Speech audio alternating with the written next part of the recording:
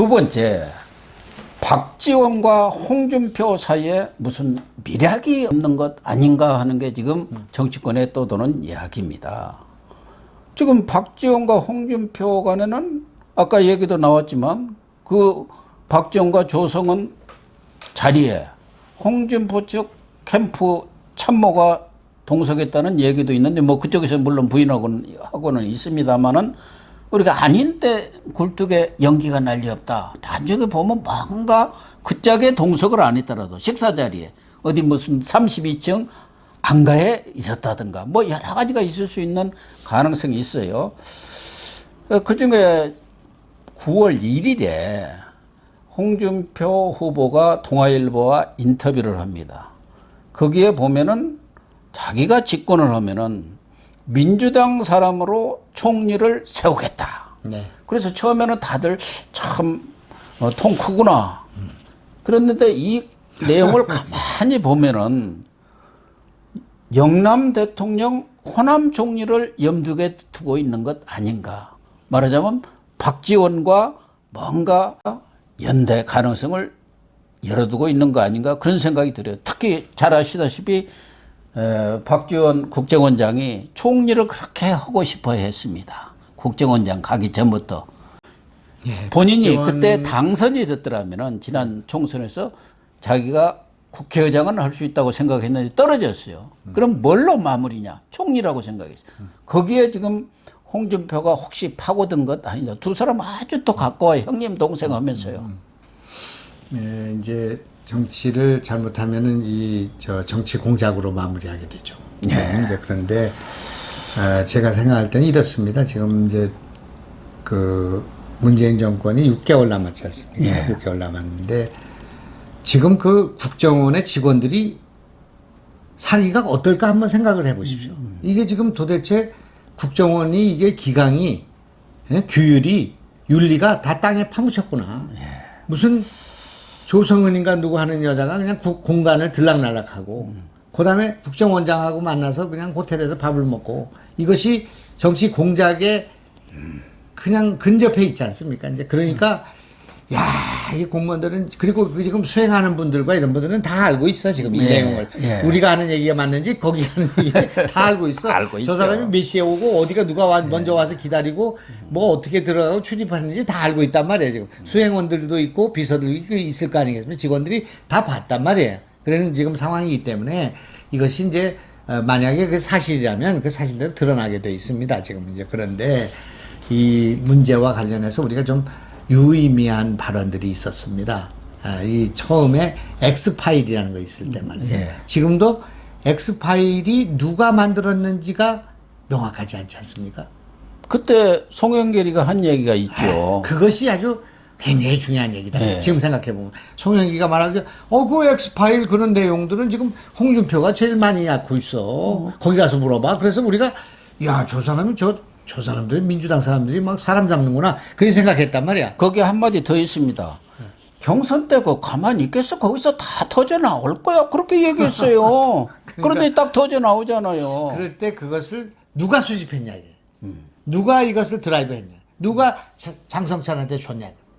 예? 장성철과 지금 이런 분들은 조성은 이런 분들은 다 패친에서 연결돼 있어. 예, 지금 그러니까. 내가 보니까. 예. 그러니까 이런 것들 다 보면 이게 밑밭에서 그 딥슬로트라고까지 얘기할 것도 없어. 자기들끼리 무슨 프렌드가 만들어져 있는 거예요, 지금 이게. 예. 이제 그러다가 이걸 이제 여기서 터뜨리고 이게 내가 이제 제일 궁금한 것은 뭐 언론을 해보시니까 알지만 박지원 국정원장이 이진동을 만났을까 안 만났을까요?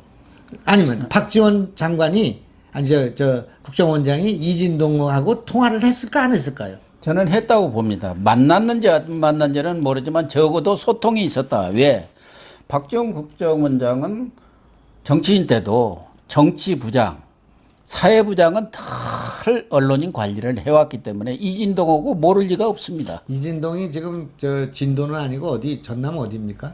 전남인데 나도 정확히는 모르겠어요. 순천고 나왔다고인가 내가 그렇게 들었습니다. 학연이 연결되는지 모르지만 아이가 굉장히 그 인연은 다 있었을 겁니다. 예. 저도 있으니까요. 학연이 있으니까요. 이제 그런데 이 사안이 막 예민하게 진행되고 이 지금 막 밀고 땡기지 않았습니까? 좀 늦게 해라. 지금 터뜨리면 안 된다. 지금 하면 안 된다. 뭐 자료를 더 가져와라. 뭐 그게 얼마나 많은 논란이 있었겠습니까? 전 무슨 기자가 서울 경제 TV에 있었던 그 전혁수. 기자 그게 이제 했지 않습니까? 그런데 이제 비교적 양질인 사람으로 알려져 있는데 그런데 이런 밀고 땡기고 이런 이게 계속 진행됐단 말이에요. 근데 이게 답답하잖아요. 이게 말도 안 듣고 그러니까 그냥 지금 그 좋게 얘기하면 조성은의 학부형 같은 사람 아닙니까 지금 연배로 보면 저기가 박지원 원장이 학부형 또 학부형 정도가 아니죠. 뭐 33살이고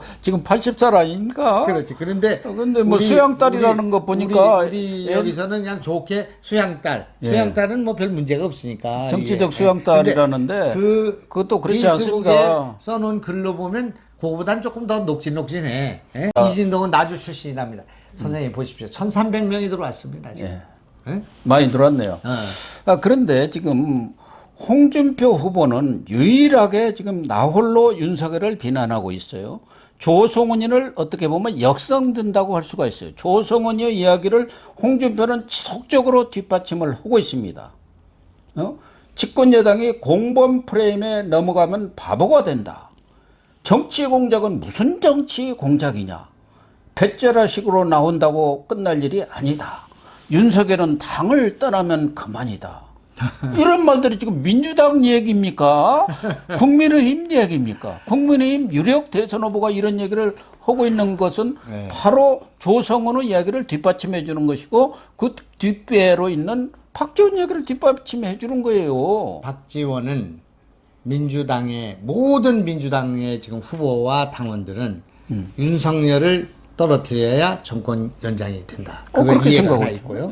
그다음에 우리 당의 윤석열을 제외한 이 지금 가장 강력한 후보인 홍준표는 윤석열이 없어야 자기가 후보가 되고 대통령 된다고 생각하는 거 아닙니까? 그런 면에서 둘이 그걸 동상이몽이라고 하는 거죠.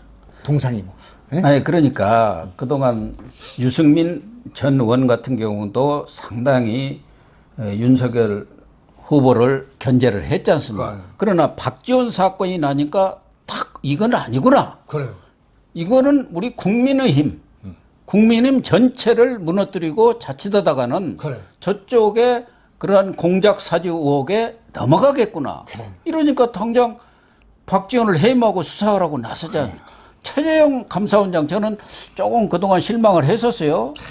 지난번 역선택도 그냥 싹 돌아서고 그래서 그 점잖은 신분이 왜 그러나 하는데 이번에 정말 윤석열 동지 정권 교체를 동지다. 원희룡 또 제주지사 뭐라겠습니까? 아니 남의 불행이 자기 행복이 된다고 생각하는 후보가 있는 모양인데 그러면 안 된다 하고 다 나서고 저 밑에 있는 무슨 장성민, 박찬주 이런 사람들만 홍준표 뭐 지원한다고 했는데 조성은은 그동안 윤석열을 지속적으로 비난해 왔습니다. 무슨 무식 어쩌고 저쩌고 하면서. 근데 또 윤추 대결 때는 윤석열 화이팅 힘내라 막 그랬는데 그 SNS 보면 홍준표를 왜 그렇게 또 칭찬을 하고 있어요? 그러니까 이런 것들을 보면은 박지원, 홍준표, 조성은 이런 것에 뭔가 알게 모르게 박지원 그 사람은 뭐 잘 아시잖아요. 아무리 문재인 지금 뭐 종경에서 있겠습니까? 거기에 잘 해갖고 국정원장하고 다음에 또 다른 정권 있으면 그것 얼른 갈아타고 호남에 또 총리 탁 다음 정권에서 한번 아주 끝내주는 거 아닙니까? 그러니까 알 수가 없는 사람이에요. 우리 김대중 대통령한테 오실 때 전두환에서 왔죠. 예. 아시죠, 그건? 그렇죠. 전두환의 가방 뭐 이렇게 했죠. 그 이제 김경재 전두환도 아니고 전두환 동생. 뉴욕에서 이제 그게 왔고 저하고는 국민의 당을 같이 했는데 그때는 그분이 민주당에서 공천 안 주니까 정과가 있으니까 안 주니까 우리가 모셔왔단 말이에요. 호남 때문에. 그래서 이제 오니까 이제 그분이 이제 그 대표가 됐어요. 난 그 박지원을 대표로 세우면 안 된다고 저기 안철수하고 계속 싸웠는데 내 말 안 들었어요. 그래가지고 했는데 그날부터 이 나라 정치에서 나온 말이 있습니다. 용어가. 그게 문모닝이에요. 아침만 되면 문을 쳐도 조지고 문도 조지고 우리가 둘이 같이 있었단 말이야. 여기 앉아있고, 여기 나앉고. 여기 쌍포로 있었죠, 쌍포로. 했어. 그런데 장사정포로 쌍포로 갑자기 갈게 한 됐죠. 1년 지나고 난 뒤에, 이분은 문 찬양으로 그래. 문생큐, 문생큐. 문모닝에서 문생큐로 바뀌어버리지 야, 않습니까? 이런 편의부동이라는 게 이렇게 되는구나. 어? 그래서 박지원은 지금 여러 수를 두고 있습니다. 그래서 박지원이 국정원장 될 때 문재인 대통령이 대북 관계를 어떻게든 풀어야겠다는 그런 자원으로 박지원을 앉힌 모양이다. 근데 결과적으로 지금 아무것도 안 돼 버렸습니다만은 그러나 그것보다는 지금 보면은 대선용으로 앉혔구나. 내가 이 얘기 안 해도 저 사람은 알아서 잘 할 사람이다. 이렇게 자체가 판단을. 정치 구단에다가 정치를 죽었다 깨나도 못 넣는 분이야. 그러니까 이게 정치에 관여를 하면 정치 공작이 되는 거예요. 국정원은 그거 잘 안 맞는 부분인데 지금 이런 사태를 초래한 것은 문재인 대통령이 말도 안 되는 인사를 한 거죠. 어? 또 하나는 홍준표 후보도 그런데 홍준표와 이준석 대표가 아주 코드가 영어로 이야기하면 케미가 지금 잘 맞고 있습니다. 이런 때 이준석 대표가 사실은 머리띠 들고 단식이라도 해야 하거든요. 정치 공작 멈춰라. 박지원 당장 파면하라 해야 하는데 당이 후보를 보정할 수 없다. 윤석열 혼자 알아서 해결하라. 이게 바로 홍준표가 한 얘기예요. 아니, 언제 그런 얘기를 했습니까? 모릅니까? 했습니까? 그제 얘기했죠. 그렇습니까? 아니 그 인재 영입위원장이 이런 정보들을 잘 알고 있어야죠. 그래서 요즘에 조금 나신 걸 알았는데. 그 앞에는 이렇게 박지원이 제대로 이 해명을 못하면은 경질을 한다. 경질도 우리가 요구할 수 있다. 야당 대표가 경질 요구한다고 해서 누가 거기에 눈 한 방 깜짝할 사람 없잖아요. 그런데 당이 후보를 보정할 수 없다. 그런 게 당과 후보는 분리를 하겠다. 그 대응이에요. 투치력으로 대응하겠다는 게 바로 홍준표가 한 얘기 아닙니까? 그래. 당이 공범 프레임에 말려들면 안 된다는 것은 윤석열을 이미 범죄자로 기정사실화하고 한 얘기예요. 그게 똑같은. 윤석열이 입건되고 피의자가 되니까 그리고 이렇게 몰리니까 쌍수를 받고 흔드는 사람이 있어요. 카멜레온이라는 게 이렇게 있는데 일로 가면 일로 가고 일로 가다가 튀는 거예요. 그런데 지금 이제 이 상황이 오니까 어떤 사람이 어떤 생각을 하는지를 알 수 있어. 네. 그래도 최재현. 네? 그래요. 대장부예요. 대장부. 진짜 네? 양심 그다음에 목소리에 그래도 원희룡이에요. 완전해요. 그다음에 장기표. 좀 그래도 장기표. 그다음에 우리 유승민도 그래도 조금 양심이 있단 말이야. 살아 있어요. 아직은. 네, 그런데 유승민 전 의원도 이거는 개인적인 일로서 이 당의 리스크가 되니까 자기는 떠나는구만지만 당이 어려워지니까 네가 알아서 해라. 너나 잘했어요. 너나 잘했어요. 지금 그러니까 이거에 대한 윤석열의 뭐라고 할까 포효가 있어. 포효. 예. 안동에 가서 뭐라 그러냐면 도대체 이게 뭡니까? 이게 정권 교체를 하려고 그러는 겁니까? 안 하려고 하는 겁니까? 지금 이게 이게 같은 당끼리 이럴 수가 있냐 그런 얘기예요 이게. 기가 막히지 않겠습니까? 과거에 야당이 이런 게 어디 있습니까? 옛날 김영삼이 탄압을 받으니까 김대중이 밖에 있으면서 못 들어가지만 김영삼 지지했어요. 그래서 2.12 총선 직전에 김영삼이 79년도인가의 그 전당대회에서 김영삼이 당대표가 됐다고요. 서로 경쟁할 땐 경쟁하지만 탄압을 받을 때는 서로 뭉치는 거예요. 그죠? 참, 이게 어떻게 외적이 참여하면 우리가 지금 백성이고 무슨 노비고 따질 거 없이 나라를 먼저 막고 봐야 되는 거 아닙니까 지금? 진보 세력은 그렇게 하더라고요. 보수 세력이 공격하면 일단 내부 싸움은 멈추고 딱 방어막을 같이 치는데 여기 윤석열 전 총장이 얘기했잖아요. 총 한 방 쏘니까 벌떼처럼 거기에 그냥 자기를 공격하고 나선다. 그렇게 얘기를 했고 윤석열 전 총장 이 얘기 나왔으니까 제가 문자 보내도 안 볼 것 같은데 윤석열 전 총장은 지난번 기자회견도 긴급으로 했고 또 대구 가서도 기자 간담회를 했는데 절대 화내는 모습을 보이면 안 됩니다. 네. 얘기는 제대로 하더라도 침착하게 해야 하는데 좀 감정이 격한 그런 모습들이 나오는 것은 뭐 시청자한테 상당히 불안감을 주고 여러 가지로 이미지의 훼손을 스스로 하는 거니까 그 얘기는 꼭 하세요. 그 점을 말씀을 좀 그게 해주시고. 그게 이제 선생님하고 저하고 다른 점이에요. 제가 말씀은 꼭 전하겠습니다. 지난번에 긴급 그 기자회견은 정말 속이 시원하고 뻥 뚫리는 얘기를 했다. 저도 그렇게 얘기는 했는데 그건 좋은데 모습에서 흥분한 것 같은 것을 하는 것은 좀 불안감을 주거든요. 아, 저 사람이 좀 과격하네. 감정 조절이 못 되나? 그게 또 공격의 빌미를 주지 않습니까? 차분하게 하면서도 딱딱 찍어서 하는 거. 근데 이제 김종인 전 비대위원장이 진중권, 금태섭, 권경의 변호사 이런 분들이 만든 포럼이 선우 포럼이라고 있습니다. 총선 이후에도 생각해야 한다 해서 거기에서 김종인 대표가 이준석 대표에 대해서 대표가 뭔지를 정확하게 인식하지 못하고 있는 것 같다. 이렇게 좀 쓴소리를 하시죠. 쓴소리를 했더라고요. 국민의힘이 어떤 전략을 갖고 대선에 임해할지 그런 철학이라든가 생각과 전략이 정립되지 못했다. 이렇게 오늘 얘기를 했어요. 이 부분은 앞서서 이렇게 홍준표 후보와 그런 여러 가지 케미를 맞추고 이런 것들도 염두에 두지 않았나 그런 생각도 듭니다. 네. 예.